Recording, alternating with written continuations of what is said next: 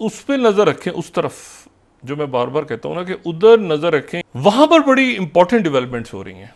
बांग्लादेश गया, हसीना वाजिद गई, और आज प्राइम मिनिस्टर मोदी की बात हुई है वहां पे डॉक्टर मोहम्मद यूनस के साथ। दोस्तों, आखिरकार बांग्लादेश के नए जो एडवाइज़र आए हैं गवर्नमेंट के, मोहम्मद यूनस, उन्होंने नरेंद्र मोदी को टेलीफोन कर लिया है। यार ऊपर से यूनुस ने इंडिया को आके दिखाता, मोदी ने कहा तू इंडिया को आके दिखाता है भाई, जिसकी थाली में खाते उधर ही छेद करने की कोशिश करते ये हो। वही हाल है ना, मीजू वाला हाल करेगा मोदी वही जी। ना भाई। इस कॉल का मकसद और मतलब ये है कि बांग्लादेश के नई लीडरशिप जो है वो ये मानती है कि इंडिया का रीजनल जो इन्फ्लुएंस है, या इंडिया रीजनल में बड़ा प्लेयर है। बांग्लादेश पाकिस्तान की तरह बर्बादी की तरफ बढ़ रहा है।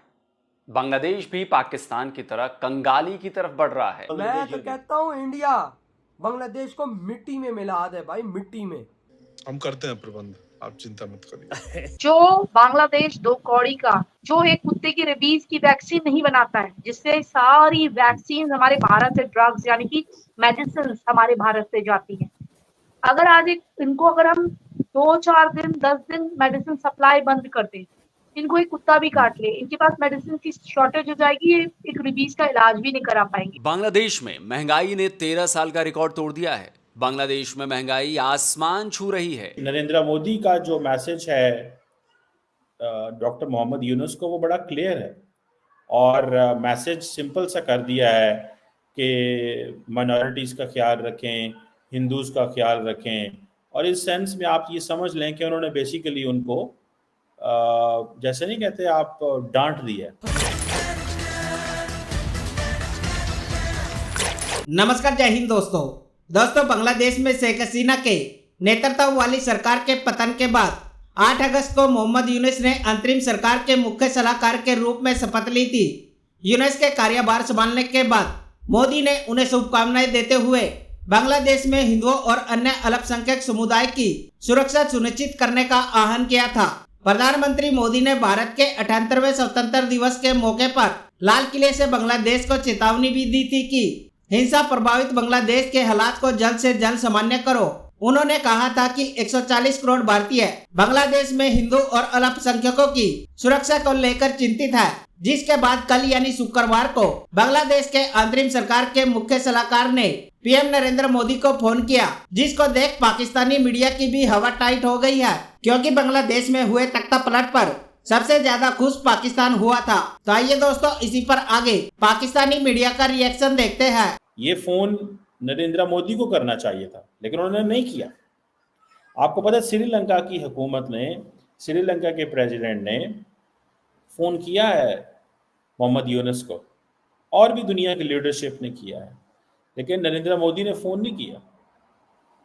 फोन किया है और उन्होंने यही कहा है कि जी हम जो केयर टेकर गवर्नमेंट है उसे इंडिया की कंप्लीट सपोर्ट देते हैं, और हम ये समझते हैं कि बांग्लादेश अपने अवाम के लिए, लोगों के लिए सही फैसले करेगा, जो मोटे मोटे लफ्ज़ होते हैं। लेकिन इंडिया ने कॉन्टीन्यूसली एक लफ्ज़ जिसको अपनी डिक्शनरी में डाल लिया है, वो ये है कि दुनिया में जहाँ पे भी हिंदूज़ मौजूद हैं, इंडिया उनके बारे में बात करेगा।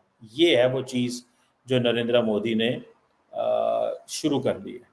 और ये आप देख लें, बांग्लादेश हो, अफ़गानिस्तान हो, और भी कोई मुल्क जहाँ पे दुनिया में होते हैं, अमेरिकन्स हों, उसके बाद ऑस्ट्रेलिया हो, बरतानिया हो, इंडिया बड़ा खुल खिला के इसके ऊपर जो है वो बात करता है। अब देखना ये है कि असल में डॉक्टर यूनुस कहना क्या चाहते हैं, क्योंकि एक तरफ ये भी मसला बन गया है कि शेख हसीना वाजिद जो है उनके बारे में या उनके ख़िलाफ़ बांग्लादेश के एक इंटरनेशनल ट्रिब्यूनल है, उसमें क्राइम्स अगेंस्ट ह्यूमैनिटी और जेनोसाइड के जो केसेस हैं वो दाखिल कर दिए गए हैं। और सुनने में आ रहा है कि बांग्लादेश जो है वो एक्स्ट्राडिशन की बात कर सकता है। ज़ाती तौर पे अगर मैं भारत में होता, अगर मैं भारत की लीडरशिप में होता, मैं भारत का मिनिस्टर फॉर एक्सटर्नल अफेयर होता या भारत का वज़ीर आज़म होता, तो मैं कभी भी शेख हसीना वाजिद को वापस ना भेजता। उसकी वजह यह है कि आपकी सारी की सारी क्रेडिबिलिटी जो है वो चली जाती। और शेख हसीना वाजिद के कुछ मिनिस्टर्स को तो उन्होंने पकड़ा हुआ है। अब क्वेश्चन ये आता है कि ये जो मैसेजिंग वो कर रहे हैं नरेंद्र मोदी, वो बड़ी क्लियर मैसेजिंग है कि हमें जो है वो एक सेफ बांग्लादेश चाहिए, एक ऐसा बांग्लादेश चाहिए जो इंडिया के लिए किसी किस्म का खतरा ना हो। लेकिन नरेंद्र मोदी कहते हैं हम डेमोक्रेटिक बांग्लादेश चाहते हैं, हम फौज का और मोहम्मद यूनुस का और जमात इस्लामी का, बांग्लादेश नेशनल पार्टी का और ये जो स्टूडेंट यूनियन है इनका गठ जोड़ नहीं चाहते। This is what he is saying. तो आज हमारी गवर्नमेंट को जरूरत है पहले तो इनके साथ हमारी जो मिलिट्री एक्सरसाइज होती है वो बंद करे, क्योंकि इनकी मिलिट्री कितनी है आपको पता है? इनकी कुछ लाख या 30,000 कुछ ऐसे मिलिट्री, कितनी मिलिट्री है इनकी? 1 लाख 1.5 लाख या 2 लाख इनकी मिलिट्री देखिएगा। इनकी मिलिट्री बहुत कम है, इनकी मिलिट्री बहुत कम है, मुझे इतना पता है। इनको हम ट्रेन क्यों कर रहे हैं? पहले तो आप देखिए अपना हमारे लोगों को जो मारा जा रहा है उनको तुरंत स्टॉप करिए इनके साथ कोई भी एक्सरसाइज करना। और इनको जो ग्रेन सप्लाई है, जैसे हम तालिबान को ग्रेन सप्लाई कर रहे थे, वो पता नहीं हम क्यों करते हैं, मुझे मालूम है हमारे वहाँ बहुत पैसे लगे हुए हैं, लेकिन भाई at the end of the day आप किसके साथ डील कर रहे हैं आपको समझ में आना चाहिए। आप कुछ दिन के लिए वो स्टॉप कर दीजिए और बताइए कि भैया ऐसा है, तुम अपना बुरा करोगे। उस टेक्नोलॉजी से जितना हम वहाँ वेस्ट कर रहे हैं, इस बांग्लादेश पे जितना हमने एड को वेस्ट करा है, हमने अभी कुछ $1 मिलियन की इनको एड दी थी, आई थिंक कितने करोड़ रुपए की दी थी आप देख लीजिएगा, मैं आंकड़ों में नहीं जाऊंगी। अगर उतने को हम टेक्नोलॉजी खरीदने या वेपनरी खरीदने में इस्तेमाल करें या फिर हम जैसे ये आउटसोर्स करते हैं, हम सैनिकों को आउटसोर्स करके इनका तमाम करवा दें, या इन्हीं के कुछ संगठन से जो इनके खिलाफ हैं, क्योंकि आपको पता है इनके पास संगठन या बलोच भी यहाँ तक कहते हैं कि हमें पैसा दीजिए हम ही उड़ा देंगे। तो ऐसे लोगों को हम क्यों नहीं हायर करते? क्यों नहीं साम दाम दंड भेद की पॉलिसी अपनाई जाती है? कब तक हम मरते रहेंगे? यहाँ मरे या वहां मरे, इनका कोई इराक में भी मर जाता है मुसलमानों का, या ईरान में भी मर जाता है, मरता किसी और में, मालदा फूंक देते हैं।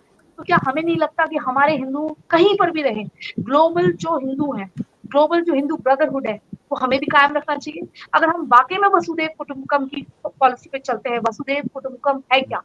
समूचा विश्व हमारा घर है, हमारा परिवार है, लेकिन वो परिवार कौन है? या दानव जात, या कोई बेटियों का नरसंहार करने वाले, या बेटियों के साथ निर्ममता से उनका बलात्कार करने वाले, उनकी असमत लूटने वाले, अनाज लूटने वाले, ये सब हमारे रिश्तेदार हैं? जी नहीं। जो अपनी बहनों से अपने शरीर को मिला लेते हैं, उनसे खून पैदा करते हैं और उनमें मानसिक बीमारियां होती है, वो हमारा डीएनए नहीं है, वहां से डीएनए चेंज हो जाता है।